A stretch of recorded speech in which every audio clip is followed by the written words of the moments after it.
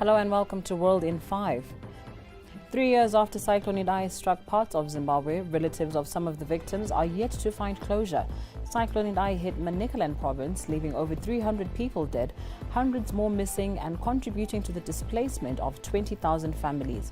The National University of Science and Technology DNA laboratory was expected to have completed the complex process of identifying 150 victims who were buried unidentified in Mozambique by October, but the process is yet to begin.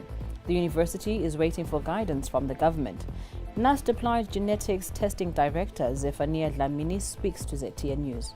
We have put all our reagents and equipment ready for that exercise, but we're still waiting for the green light from the Civil Protection Unit, which recently told us that they are still waiting for the Ministry of Foreign Affairs to be given a green light by the Mozambican authorities for this thing to happen. So basically, we have not started that exercise. The Zimbabwe dollar has weakened by about 12.9% in the past 4 weeks of trading on the Reserve Bank of Zimbabwe's foreign exchange auction. Last Tuesday, it eased 5.7% against the greenback to breach the $100 mark, closing in on the parallel market exchange rate. The local currency traded at 105 against the US dollar, up from $93.08 on October 19th this year. On the parallel market, the Zim dollar is trading at about $170 against the greenback. Our business correspondent Andy Hodges gives us insights on the Zimbabwe dollar's expected performance this week. The Zimbabwe dollar had remained stable at around 85 to 1 United States dollar for over a year, until in the last 4 weeks it appreciated by close to 13% to hit a level last week of slightly over 105 to 1 United States dollar. Unfortunately, it however seems that the parallel market has moved in tandem, with reports indicating it is now trading at close to 200 to 1 United States dollar out there on the street.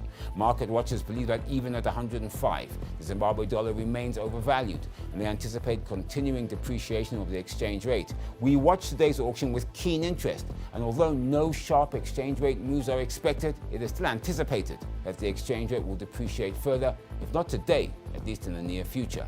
This could and maybe will have a ripple effect on prices of goods and services in Zimbabwe. So what happens to the official and to a degree the parallel exchange rate will affect you. Confederation of Zimbabwe Retailers President Denford Mutashu said the Zimbabwe dollar is currently overvalued. He also says retailers will not hike the prices of basic commodities.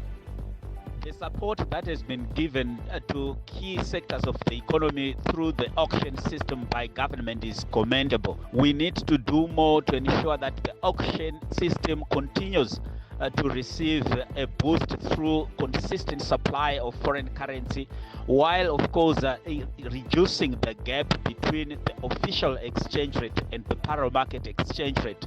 While we have seen the depreciation of the Zimbabwe dollar, it is of course a good omen to the manufacturers and of course the productive sector, as it increases and improves their competitive advantage as we of course look into exporting most of our commodities.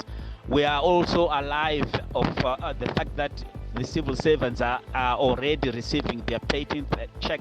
And we have, of course, previously seen that sometimes business seem to take advantage by, of course, pricing their goods and services beyond the reach of many. Prices, if they have to move up, should actually be determined by normal dictates of the laws of demand and supply. A 45-year-old Glenview man has appeared in court for allegedly terminating the pregnancy of a 14-year-old girl. Investigators heard that in November this year, the man, who is employed by Harare City Council's health department, received a call from the complainant on the pretext that she wanted to abort her pregnancy. The accused took the complainant to a house in Harare where he inserted 3 pills into her private parts and sent her home. The complainant started bleeding after a few hours and on November 19th collapsed and had to be taken to hospital. Harare Magistrate Dennis Mangosi remanded him in custody to November 24th for bail application. As Zimbabwe gears up to join the rest of the world in the campaign to end violence against women through the annual international campaign, 16 Days of Activism Against Gender-Based Violence, which runs from November 25th to December 10th, statistics on the ground are shocking. According to the Deputy Speaker of Parliament, Gezi, cases of violence against women shot up by 200% during the COVID-19 era. She also noted that this is happening despite the country having a number of laws set to reduce such cases. However, despite the existence of progressive laws, cases of GBV continue to increase. The country is the epicenter of some of the most brutal cases of violence against women and children. In fact, cases of gender-based violence rose sharply in 2020 during the COVID-19 lockdown. 5,507 GBV cases were reported through the National GBV hotline, a 200% increase compared with the same period of time in 2019, when 1,930 GBV cases were reported through the hotline.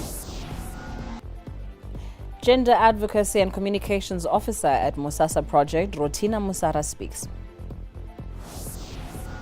For Musasa, and I believe for Swala as well, we had a sharp increase on our toll-free lines of women calling, and in 2019 we recorded slightly above 20,000 cases, and in 2020 we recorded 40,000 cases, and as it stands, by August this year we had recorded around 25,896 cases, despite the lockdowns in it and the relaxation thereof. Again, we saw an increase in sexual violence, increasing to as much as 64%, where girls, especially the young girls, were also affected.